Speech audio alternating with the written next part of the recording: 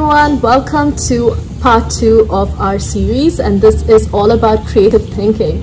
And today we're going to be discussing color. It's a very interesting topic, so let's get started.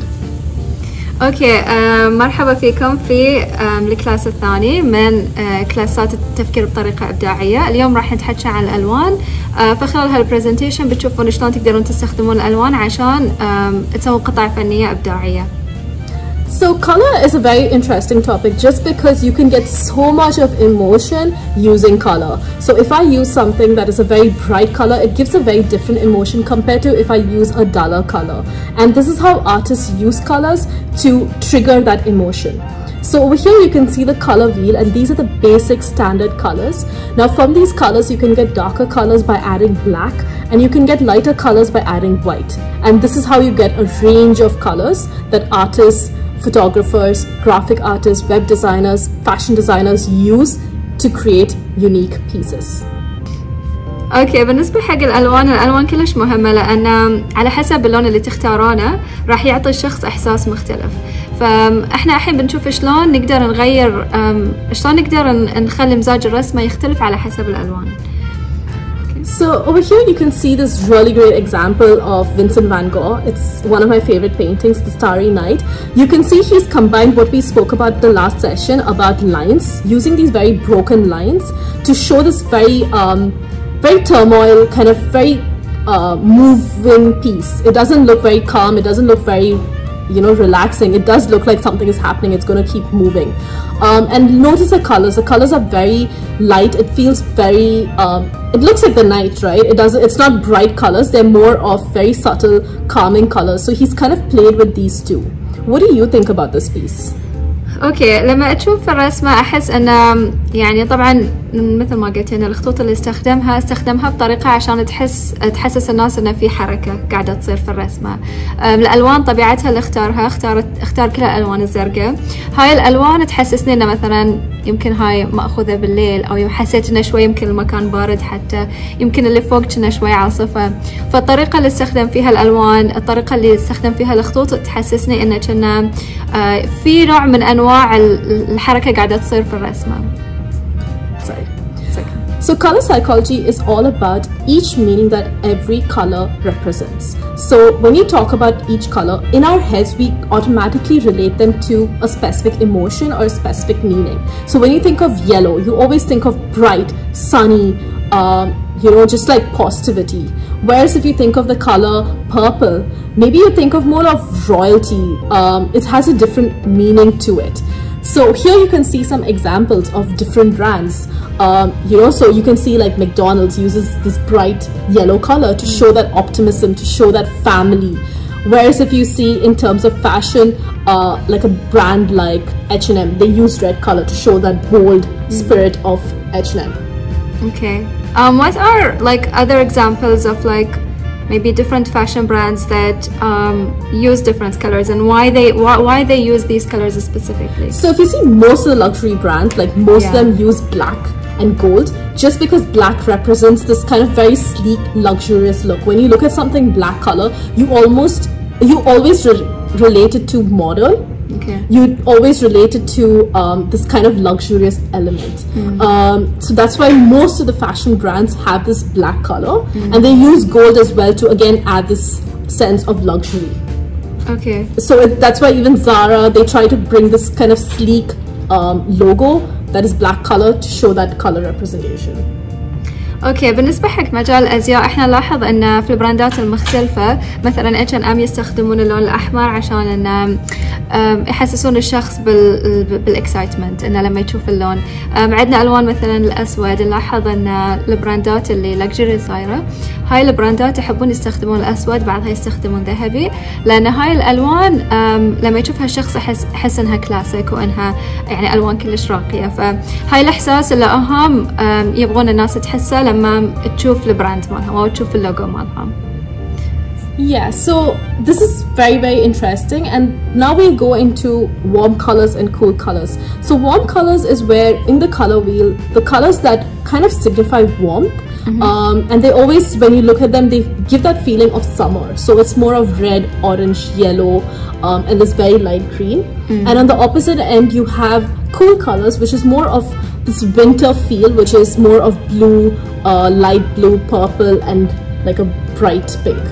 Okay. So these have their own emotions, and again, brands in fashion use them in different ways to give those emotions. So can you give me examples of like when are they more inclined to use like warm colors and when they're more inclined to use cool? So warm color, especially if the brand is more youthful, very spirited, they tend to use this kind of like sunflower prints or polka dots with like this bright orange color to give that kind of warm effect. Whereas if the brand is more, I would say, maybe more for an older generation, they would prefer to go into a little bit more of a darker color, which would be maybe like a navy, maybe a dark purple, but they would try to avoid colors that is more like a bright yellow based on the age. So it's kind of playing around with the age, the kind of personality, and the seasons also, the right? seasons and everything. So they choose the warm color and cool color based on that.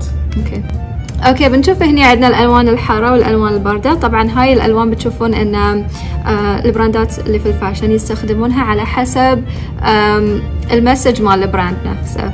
يعني البراندات اللي صايره شبابيه اكثر يحبون يستخدمون الالوان الفاتحه، البراندات اللي شوي تستهدف مثلا فئه اكبر من العمر يحبون يستخدمون الوان مثلا الازرق الغامق ولا البنفسجي الغامق، هاي الالوان. وطبعا يختلف يعني على sometimes it depends يعني على السيزن اللي يصير خلال السنة يختارون هاي الألوان بعد. فهاي الطريقة للبراندات المختلفة. طبعا هاي مو شرط كل مرة على حسب السيزن، على حسب المسج اللي البراند تبغى توصله، بس بتكون بشكل عام الألوان الحارة والألوان الباردة هي الألوان اللي احنا لازم نطالعها عشان ان احنا نحدد شنو الإحساس اللي نبغى نوصله حق الشخص لما مثلا يشتري البرودكت. So for our practice exercise, we're going to do a little bit of painting. So you can either do painting, you can do with crayons, you can do with anything. So you're going to pick out all the warm colors and you're just going to paint an entire sheet with it. Okay, so you're going to just do that, let it dry, let it just sit for a bit, and then we're going to take it, maybe cut it into small bits and create a collage. Now the collage can be, if you see some examples here, you can really play around with it. Maybe you do something like the warm color on top, the cool color at the bottom to show the sea, or maybe you do like a map. You can get as creative as you want. So to use the warm colors in a specific area and then the cool colors in a specific area. اوكي احنا في هذا التمرين نبغيكم بس تاخذون one piece of paper وتلونونها بالالوان الحاره، يعني الوان مختلفه حاره تكون كلها لازم تكون ملونه، بعدين تقصصونها ومثل ما تشوفون في هاي الصوره تحطونها بطريقه اللي تبين كأنها a whole different painting، بس عشان انا قصصت الاوراق خليتونها بطريقه مختلفه. Okay. So here we've just got like random things that are warm colors. So we've got like an orange, like this bright orange. We've got this paint that's red color, another stick of orange, then some pink, white. So we're gonna mix this all and get like the whole sheet of warm colors. So I'm just gonna start off with the highlighter, just like randomly doing some lines.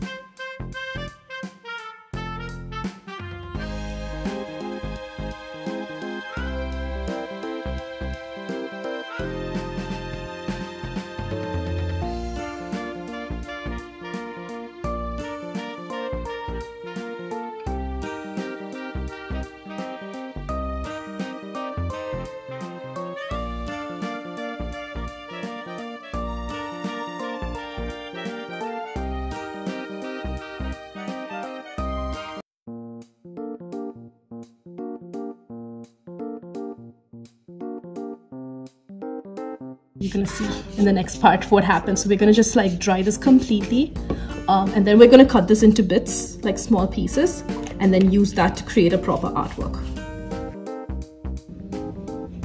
Okay, so now that we've got this, what I'm gonna do is I'm gonna cut this into different bits of pieces. So this is completely dried. I'm just gonna cut it pretty randomly into smaller pieces.